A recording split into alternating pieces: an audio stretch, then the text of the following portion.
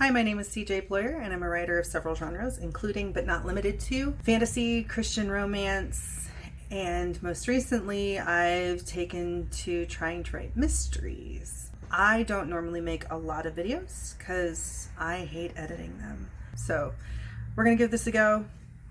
We'll see how it goes. I'm here as part of #ProjectAuthorTube to talk about how to finish Nano.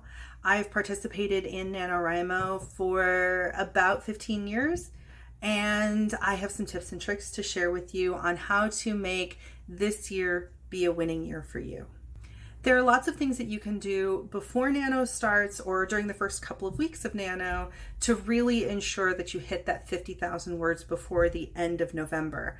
However, I want to talk specifically about the end of the run. I want to talk about the last 10,000 words. When writing those last 10,000 words, there's a couple of things to remember. And the first and most important of which is that the total length of your novel really depends on where you're at when you hit that 40,000 word mark. If you're at a 50 to 60,000 word total length, you're going to be in a very different place than if you are at, say, a 90 to 100,000 plus word length.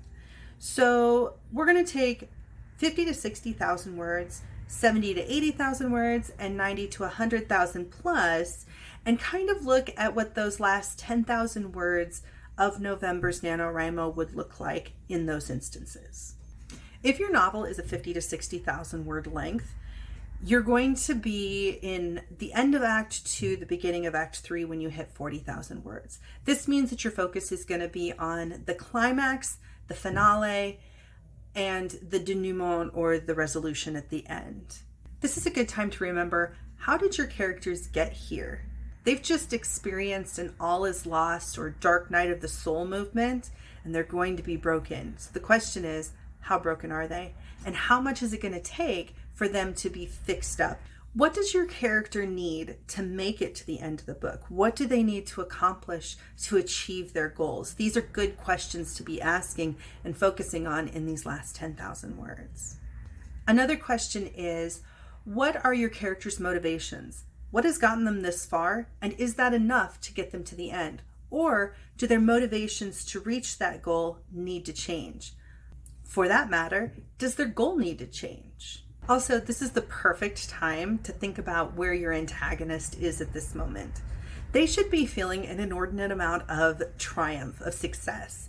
The main character is down, and the antagonist really has an open field to accomplish whatever their plan really is. So how are they feeling? Are they cautiously advancing, understanding that defeat can even be grasped out of the jaws of victory? In any moment, the main character could get up and defeat them? Or are they hubristically rubbing their hands together and cackling maniacally and starting to monologue about what their great plans are and how they're going to defeat everyone? Are they bragging to their minions about their brilliance and their imminent success? What is it that is driving them, and how can we really focus on that in this section? If your antagonist isn't a person, but is an internal struggle within the main character themselves, how does that victory defeat play out in this moment within the main character? Also, you may want to consider sketching a scene that describes what your world would look like if the main character doesn't get back up, if they don't rejoin the fight. What happens and what does your world look like if the antagonist wins? If your novel is going to be 70 to 80,000 words long, then you're right in the middle of Act 2 and you're ramping up towards that all is lost, dark night of the soul moment. Your main character is skipping along on their journey and they have no idea what's coming. So this is a good time to really reward that innocence by giving them a few happy moments. Maybe give them a sense of victory before victory can even be assured.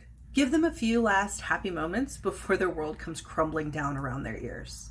This is a great time to dig deeper into the relationships between the main character and the other characters, especially if the other characters are going to be dying in the next section or being taken away from the main character altogether. Also, it's really important to remember that this is a ramp up to that climax or that dark night of the soul. So your character has to fall a really long ways from this point. I say build up that ramp as high as you can, so when they fall, it really hurts. If your novel is 90 to 100,000 words long, you've got a long way to go. But don't get discouraged. You're actually still in the fun part of the writing bit, so take your time and really focus on your characters' goals and the motivations behind those goals, as well as developing the conflicts that are going to keep them from achieving those goals. You've got tons of time to really set the stage for the midpoint of the book, which you should be reaching about the end of November. And so you can spend this last 10,000 words really messing up your character's world by inviting one crisis after another that they have to conquer and overcome as they reach for their goals. Remember, character development is key to connecting with your readers, so take some time to really focus on rounding out your characters, especially those primary and secondary characters. When in doubt, if you need to pad out some words, you can always spend some time doing some of the following. 1. Have your characters make a list. Make a grocery list, make an enemies list, make a friends list, make a baby name list. Have them make a list of something. Have them list all of the things that have gone wrong with them so far. These are all good ways to add to conversations, but also pad out your words. 2. Spend a little extra time describing the scenery or the area in which a particular piece of action is happening. Spend some time describing the antagonist's stronghold or the way that their minions dress and behave, a la Lord of the Rings. 3 is let your antagonist monologue. I know it's cheesy, but you can make it work. And if not, you can always cut it and edit. 4, let your protagonist monologue. This is a really interesting flip on that antagonist monologue. Let your protagonist tell the antagonist how they're going to defeat them. 5, give your secondary and or tertiary characters some time to talk. Let them tell the main character about themselves, maybe add a little bit of depth to them as characters. Give them some time to play and have a shining moment of their own. 6, kill a character. This comes with some caveats because you do have to be careful about where you are when you're doing this and whether it destroys your entire storyline or not. But killing a character is always something that makes things happen. On the flip side, number 7, you can add a character. This creates new relationships with the characters that are already there and can add to your story in many ways, including word count. Whatever you do, don't give up. 50,000 words seems like a really lot, and at this point in November, you may be saying to yourself, I don't want to do this anymore, this is stupid. But you're really close to the end, and barring some unforeseen tragedy, you are totally capable of making it. Don't give up. Thanks for listening to me ramble for a bit. I wish you all well in your NaNoWriMoing adventures. If you would like, if you're interested, you can click on the links down below, which include 1, the links to my Twitter, where I occasionally post, 2, the link to my free YA fantasy serial, which is called the South Deer Island Chronicles. You will also find a link to Sarah Sharn Weber's channel, where you will find me every Friday at 7 p.m. Central Standard Time, participating in the live stream write-in stupid fun times that we enjoy over there, as well as the link to Tamara Woods' channel, who is the progenitor of ProjectAuthorTube, and also the host of the Writers Workshop, which occurs on the last Saturday of each month at 1 p.m. Central Standard Time, and where we discuss various writing books and how they help us do better at what we do. Until then, I hope you have a lovely rest of the day. I'll talk to y'all later.